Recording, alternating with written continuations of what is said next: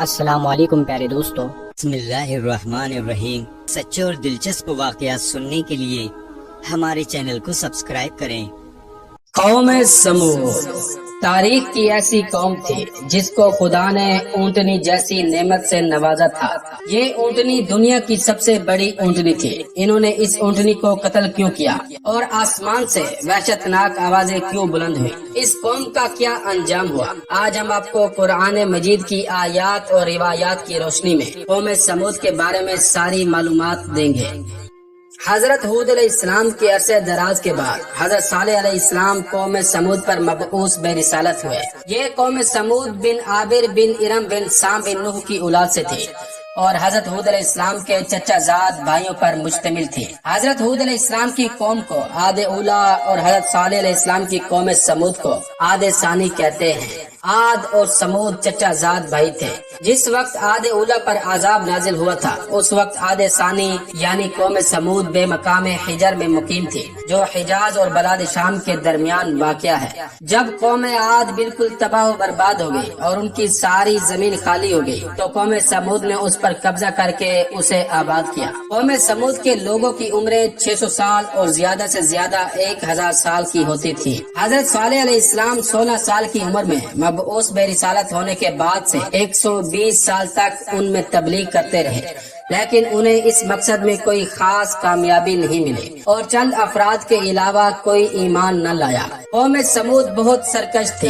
حضرت صالح علیہ السلام جب ان کی سرکشی سے عاجز آ گئے تو انہوں نے کہا میں تم سے عاجز آ چکا ہوں اور اب تبلیغ کا آخری فیصلہ چاہتا ہوں۔ تو قوم سمود نے کہا اگر تم اپنی تبلیغ پر ڈٹے ہوئے ہو تو عید کے دن ہماری عیدگاہ آ کر ہمیں کوئی معجزہ دکھا کر اپنی نبوت سے مطمئن کیجیے گا۔ بالآخر عید کے دن سب جمع ہو گئے۔ ان لوگوں کے سردار جندع بن عمر بن جواس نے اپنے 70 ساتھیوں کے ساتھ مشورہ کرنے کے بعد کہا اے صالح اگر تم اس بہت بڑے پتھر سے جس کا نام کائبہ ہے ایسی اونٹنی پیدا کر دو جو سرخ رنگ کی ہو اور اس کی پیشانی سیاہ ہو، بدن پر بڑے بڑے بال ہوں، 10 ماہ کی گابن ہو اور کم از کم 1 میل لمبی، اور یہ کہ پیدا ہوتے ہی بچہ دے اور اس میں اتنا دودھ ہو کہ ہم سب اس سے سیر ہو سکیں، اور اس سے جو بچہ پیدا ہو وہ بالکل ماں جیسا ہو، تب ہم تمہاری تصدیق کریں گے اور تم پر ایمان لائیں گے، اور اگر تم ہماری یہ شرط پوری نہ کر سکے تو ہم تمہیں زندہ نہیں چھوڑیں گے۔ یہ سن کر حضرت صالح علیہ السلام نے فرمایا کہ اچھا، اچھی طرح وعدہ کرو کہ اگر تمہارے کہنے کے مطابق اونٹنی پیدا ہو گئی تو تم ضرور ایمان لاؤ گے۔ اگرچہ تم نے جو بات کہی ہے ہمارے لیے بہت دشوار ہے لیکن ہمارے خدا کے نزدیک کچھ بھی نہیں ہے۔ ان لوگوں نے کہا کہ ہم جو وعدہ کر رہے ہیں وہ اٹل ہے۔ اس کے بعد حضرت صالح علیہ السلام نے خدا سے اونٹنی پیدا ہونے کی درخواست کی کہ اس پہاڑ کے بطن سے اونٹنی پیدا فرما دے۔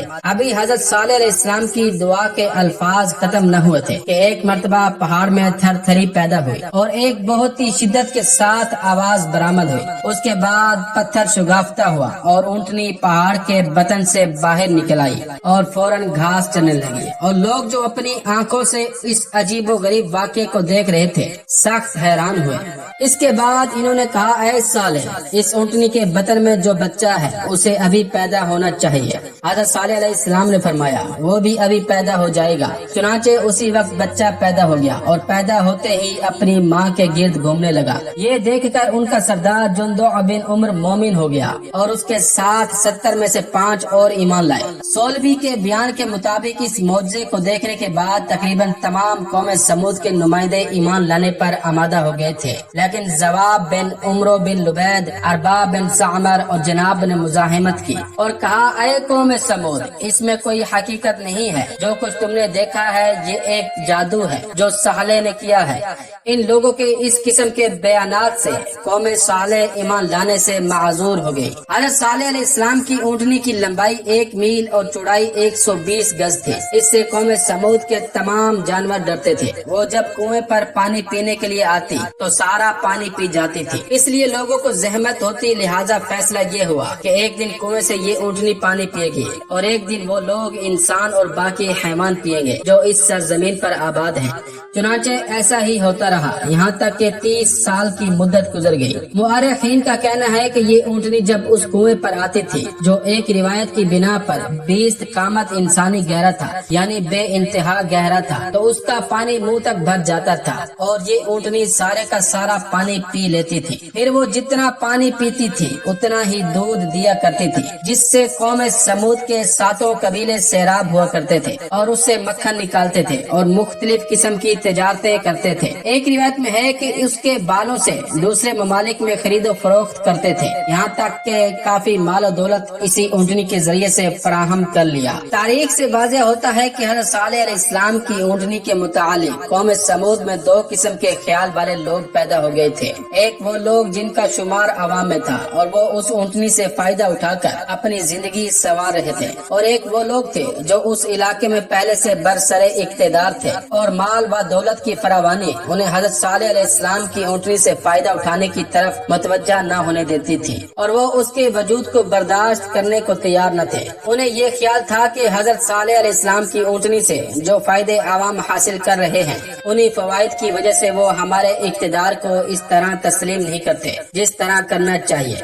इसके अलावा बरसरे इख्तिदार तबके को परेशानी ये भी थी कि हज़रत सालेह अलैहिस्सलाम की ऊँटनी की वजह से उनके तमाम जानवर आबादी से जंगल की तरफ भागने की कोशिश करते थे, क्योंकि वो सब उससे खौफ खाते थे, और ऐसा भी हुआ कि बहुत से जानवर डर के मारे मर गए। उस इलाके में एक औरत बरसरे इख्तिदार थी जिसका नाम गनीजा बिनते गनम बिन मुखलदा था, और उसकी एक सहेली थी जिसका नाम सुद्दूब था। इन दोनों का हज़रत सालेह अलैहिस्सलाम की ऊँटनी को कत्ल करने पर इत्तेफाक हो गया। इसी दौरान हज़रत सालेह अलैहिस्सलाम ने अपनी कौम को बाखबर किया कि इसी महीने में एक शख्स पैदा होगा जो ऊँटनी को कत्ल कर देगा। इस खबर से अवाम बहुत परेशान हो गई, क्योंकि हज़रत सालेह अलैहिस्सलाम ने इसके अंजाम में नज़ुल अजाब का भी हवाला दिया था। इन लोगों को एक तो अजाब से खौफ था और दूसरा ये भी परेशानी थी कि अगर ऊँटनी कत्ल हो गई तो जो फायदे हम इससे हासिल कर रहे थे वो भी खत्म हो जाएंगे। चुनाचे इसी महीने में एक बच्चा पैदा हुआ जिसका नाम कुद्दार था। ये जना ज़्यादा था। जब इसकी उम्र 20 साल की हुई तो इसने तीर अंदाजी में बहुत महारत हासिल कर ली।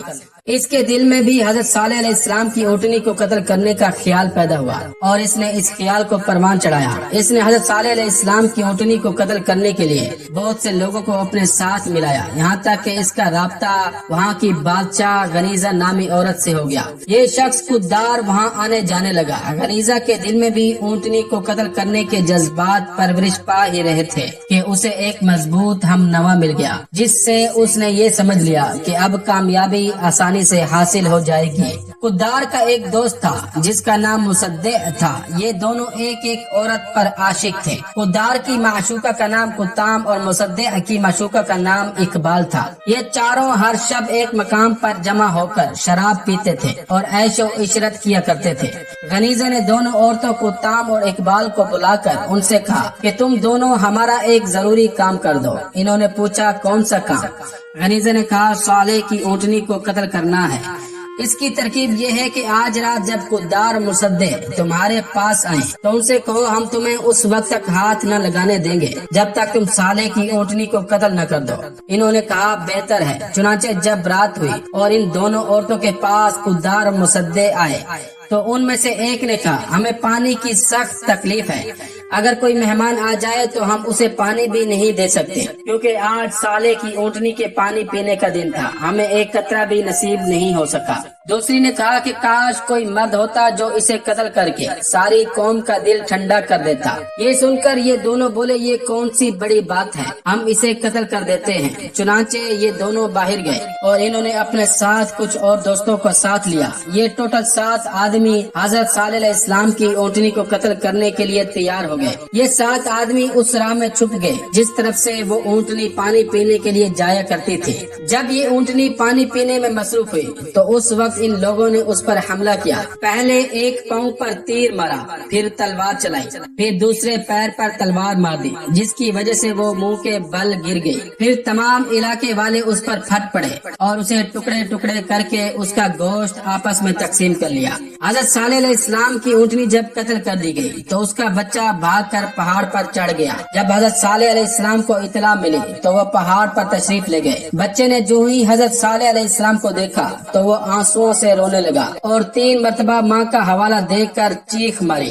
हजरत सालेह अलैहिस्सलाम ने फरमाया, ऐ लोगो, ऊँटनी का बच्चा 3 मरतबा चीखा है, अब 3 ही दिन की तुम्हें मोहलत है। 3 दिन के बाद तुम पर अजाब का नज़ूल शुरू हो जाएगा। कुरान मजीद की सूरह हूद आयत नंबर 65 में इरशाद होता है, पूरे 3 दिन तक अपने घरों में जिस नेमत से चाहो इस्तेफादा करो और जान लो कि इन 3 दिन के बाद अजाब इलाही आके रहेगा। ऊँटनी के बच्चे के बारे में कहा जाता है कि जिस पहाड़ के शुगाब से उसकी माँ पैदा हुई थी ये उसी में जाकर गायब हो गया। लेकिन बाज ने कहा कि उन लोगों ने माँ को कत्ल करने के बाद उसके बच्चे को भी कत्ल कर डाला। और हजरत सालेह अलैहिस्सलाम ने फरमाया, ऐ लोगो, तुम लोगों ने खुदा की मुखालफत में हद कर दी है, लिहाजा अब अजाब के लिए तैयार हो जाओ।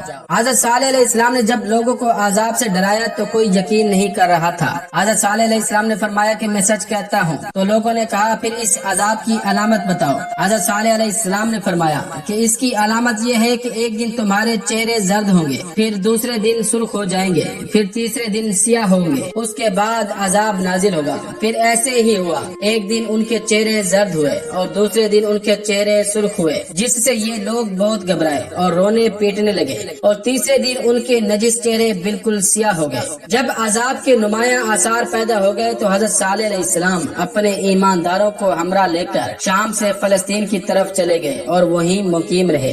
हजरत सालेह अलैहिस्सलाम के चले जाने के बाद अजाब नाजिल होना शुरू हो गया। एक ऐसी आवाज आसमान से आई कि उसने उन लोगों के दिलों को टुकड़े टुकड़े कर दिया और ये सब के सब मर गए। कुरान मजीद की सूरह हूद आयत नंबर 67 और 68 में इरशाद होता है, लेकिन जालिमों को सीह आसमानी ने घेर लिया इस तरह से कि ये चीख निहायत सख्त और वहशतनाक थी। इसके असर से वो सब के सब घरों ही में जमीन पर गिरकर मर गए। वो इस तरह मरे और नाबूद हुए और उनके आसार मिट गए कि गोया वो इस सरजमीन में कभी रहते ही न थे। इसके बाद आसमान से आग बरसी थी और सबको जलाकर खाकस्तर कर दिया था।